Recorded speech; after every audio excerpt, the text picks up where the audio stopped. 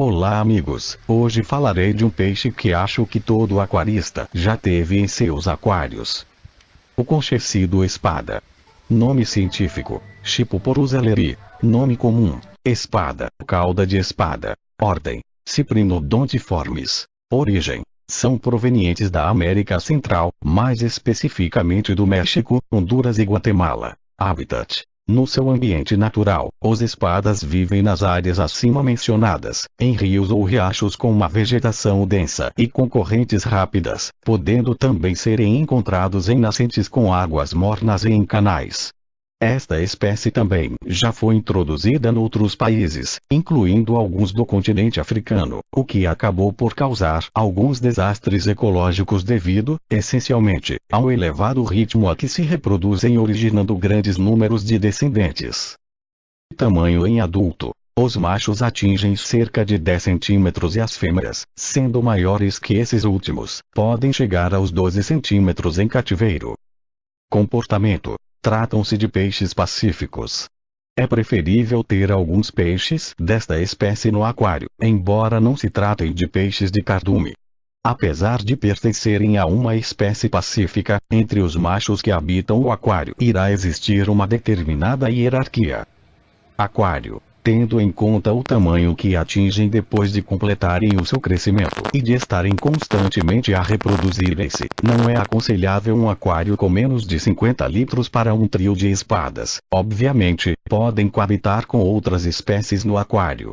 Se se tiver como objetivo a reprodução deste peixe, é conveniente ter o aquário com algumas plantas que acabem por formar algumas zonas mais densamente plantadas onde os alevinos se poderão esconder dos progenitores e dos restantes habitantes do aquário. Outro tipo de plantas aconselhável para a criação destes refúgios são as plantas flutuantes. Embora o aquário possa ter alguns troncos, não convém abusar destes objetos decorativos, pois podem tornar a água um pouco ácida e os caudas de espada preferem águas mais alcalinas. Apesar de apreciarem aquários com bastantes plantas, é necessário terem muito espaço para nadar.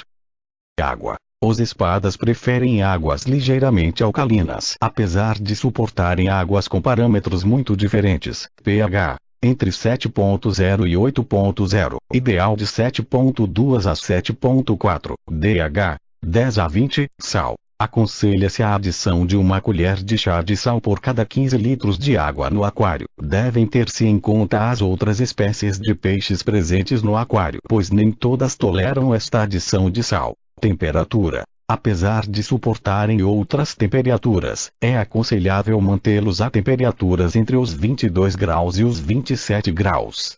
A temperatura irá acabar por influenciar as suas taxas metabólicas, e quanto mais alta esta for, dentro de determinados limites, mais rapidamente os alevins se irão desenvolver e menor será o tempo de gestação das fêmeas, mas em consequência a longevidade do peixe também será afetada, podendo este ter uma vida mais curta. Alimentação. Tratam-se de peixes omnívoros, aceitam muito bem vários tipos de comida e é importante terem uma alimentação mais variada possível. Para além de ração seca, podem lhes ser dados alimentos vivos e até mesmo papas caseiras. Algas e alimentos vegetais assumem um papel determinante na sua alimentação.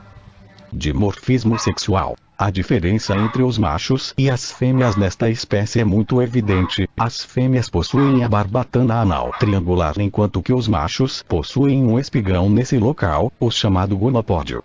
Outro aspecto que os diferencia é o fato de um macho, quando atinge determinada idade, desenvolver um prolongamento na sua barbatana caudal, daí o facto de ser chamado cauda de espada. Para além disto, ainda a referir o facto de os machos serem mais magros que as fêmeas. Reprodução. Apesar de serem encarados como peixes vivíparos, esta trata-se de uma espécie ovovívipara. Os embriões desenvolvem-se dentro de ovos, no interior da progenitora, sem que existam trocas de substâncias entre eles. Passado o tempo de gestação, os alevins nascem já completamente formados. Começando do início, é conveniente ter 2 ou mais fêmeas por cada macho existente no aquário, uma vez que este estará constantemente a persegui-las e assim, ao dividir as atenções por várias fêmeas, não leva nenhuma exaustão. O macho possui um gonopódio, ou seu órgão sexual, que se movimenta em quase todas as direções, que permite a inserção de esperma na fêmea. Este esperma é utilizado para fertilizar os óvulos, e o restante é armazenado nos ovidutos para ser posteriormente utilizado. Por isso é que, mesmo sem a presença de macho, as fêmeas podem engravidar até 7 ou 8 vezes apenas com o esperma armazenado. Os embriões vão desenvolver-se no interior da progenitora, alimentando-se das substâncias nutritivas presentes nos ovos durante cerca de 30 a 40 dias. Este período de tempo pode variar consoante as condições a que os peixes estejam expostos, a temperatura e a quantidade de oxigênio, por exemplo. Passado este período de tempo, a fêmea irá dar à luz entre 50 a 100 alevins. Este número depende de vários fatores, sendo a alimentação algo determinante. Uma das dúvidas mais comuns é como saber se a fêmea está grávida, sendo a resposta sempre muito simples. A fêmea vai estar bem mais gorda e, para além disso, dependendo também da cor do peixe, poderá haver-se uma mancha escura na zona que se situa acima da barbatana anal. É conveniente ter um aquário com algumas plantas de forma a proporcionar esconderijos para os recém-nascidos, pois os pais e os restantes habitantes do aquário, se tiverem oportunidade, vão instintivamente alimentarem-se deles.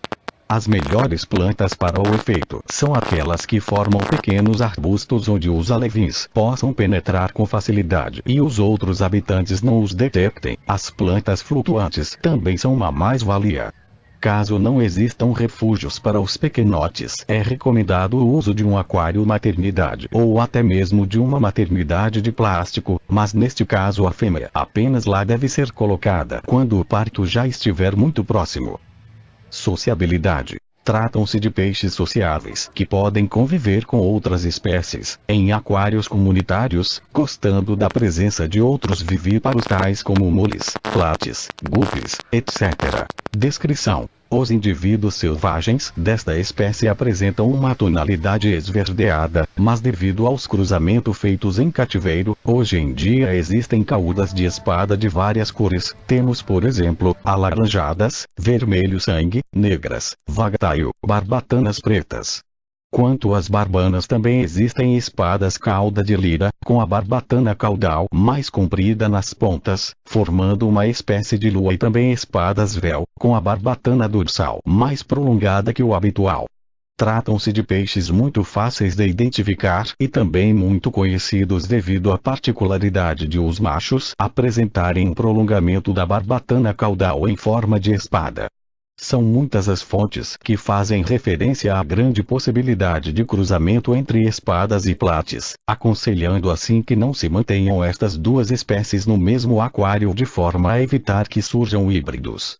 Um dos mitos que se gera em relação a estes magníficos peixes diz respeito à sua possível mudança de sexo. Há quem defenda que a partir de determinada idade os ovários das fêmeas deixam de funcionar e, devido a uma falta de hormonas, a fêmea pode transformar-se num macho fértil. A barbatana anal dá origem ao gonopódio e a barbatana caudal acaba por ficar com a conhecida espada. Outros defendem que esses peixes apenas se tratam de machos com um desenvolvimento mais tardio.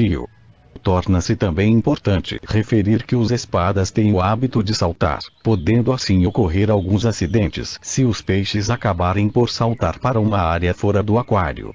Recomenda-se então que, se o aquário não tiver tampa, não se encha o aquário até a sua capacidade máxima de forma a dificultar a saída dos peixes. Obrigado. Não esqueça de favoritar o vídeo e se inscrever. Isso ajuda a ter sempre conteúdo informativo. Este conteúdo tirei de um blog da internet, vou deixar o link na descrição, pois neste blog há muita informação boa.